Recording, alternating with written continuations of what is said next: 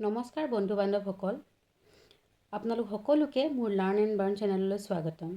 আজি মই অসমীয়া ভাষাৰ ডিপ্ল'মা কোৰ্চৰ বিষয়ে আপোনালোকলৈ কিছু কথা আগবঢ়াম।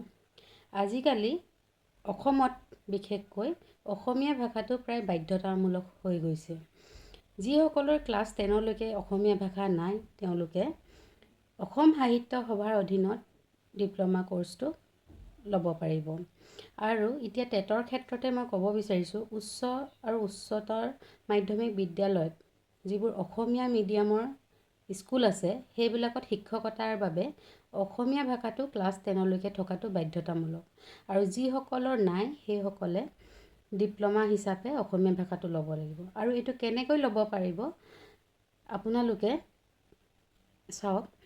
অসম সাহিত্য বা মুক্ত শিক্ষা সংসদৰ দ্বাৰা পৰিচালিত অসমীয়া ভাষা শিক্ষা পাঠ্যক্ৰমৰ 2024 বৰ্ষৰ নামভৰ্তি ইতিমধ্যে সমাপ্তি হৈছে। এতিয়া পৰীক্ষাই হ'ব ফাৰ্ষ্ট ছেমিষ্টাৰৰ।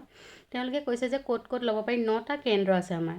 কেন্দ্ৰীয় কাৰ্যালয় যোৰহাট, ডিব্ৰুগড় কেন্দ্ৰ আছে, ধেমাজি কেন্দ্ৰ, বিহপুৰীয়া কেন্দ্ৰ, ওদালগুৰি কেন্দ্ৰ, জালাহ কেন্দ্ৰ, গুৱাহাটী কেন্দ্ৰ, আজমল ফাউণ্ডেশ্যন কেন্দ্ৰ, হোজাই আৰু শিলচৰ কেন্দ্ৰত উপলব্ধ হ'ব। 10ম শ্ৰেণীত অসমীয়া ভাষাৰ শিক্ষা গ্ৰহণ নকৰা বা কৰিবলৈ সুযোগ নোপোৱা যিকোনো বিভাগৰ স্নাতক উত্তীৰ্ণ অসমীয়া বা অনা অসমীয়া ছাত্ৰ ছাত্ৰীসকলেও এই পাঠ্যক্ৰম গ্ৰহণ কৰিব পাৰিব। উল্লেখযোগ্য যে উচ্চ আৰু উচ্চতৰ মাধ্যমিক শিক্ষক পদৰ বাবে আমাৰ এই পাঠ্যক্ৰমত উত্তীৰ্ণৰ প্ৰমাণপত্ৰ দাখিল কৰিলেহে কোনো এগৰাকী প্ৰাৰ্থী আবেদনৰ বাবে যোগ্য বিবেচিত হ'ব বুলি অসম চৰকাৰৰ শিক্ষা বিভাগে ইতিমধ্যে নিৰ্দেশনা জাৰি কৰিছে। অসম সাহিত্য সভা আৰু অসমীয়া ভাষা সাহিত্যপ্ৰেমী ৰাইজে অসম সাহিত্য সভাৰ এই বিদায়তনিক যাত্ৰা অধিক জনপ্ৰিয় আৰু ফলপ্ৰসূ কৰি তোলাত সহায় সহযোগিতা আগবঢ়াব বুলি আমি আশা কৰিছোঁ। এই গোহাৰিখন ওলাইছে কেন্দ্ৰীয় কাৰ্যালয় অসম সাহিত্য সভা মুক্ত শিক্ষা সংসদ, দানবীৰ ৰাধাকান্ত সন্দিকৈ ভৱন, যোৰহাট।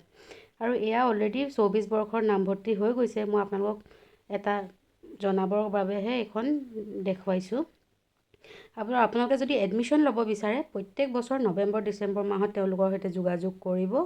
আৰু পৰীক্ষা 2টা ছেমিষ্টাৰত হয়। প্ৰথম আপোনাৰ জুন, জুলাই, আগষ্ট এনেকুৱাত ফাৰ্ষ্ট ছেমিষ্টাৰটো হয়, ছেকেণ্ডটো নৱেম্বৰ ডিচেম্বৰত হয়। বৰ্তমান অসমীয়া ডিপ্ল'মাৰ ক্লাছসমূহ অনলাইন হৈ আছে। আৰু পিছলৈ কি হয় বৰ্তমান নাজানো। যদি আপোনালোক আগ্ৰহী তেনেহ'লে আপোনালোকে তেওঁলোকৰ সৈতে যোগাযোগ কৰিব অসম সাহিত্য সভা কেন্দ্ৰত গৈ পিনে। আৰু যদি আপোনালোকে মোৰ ভিডিঅ'টো চাই ভাল পাইছে তেনেহ'লে প্লিজ চেনেলটো লাইক, শ্বেয়াৰ এণ্ড ছাবস্ক্ৰাইব কৰি দিব। আৰু কিবা জানিব থাকিলে কমেণ্ট ছেকশ্যনত জনাব। ধন্যবাদ।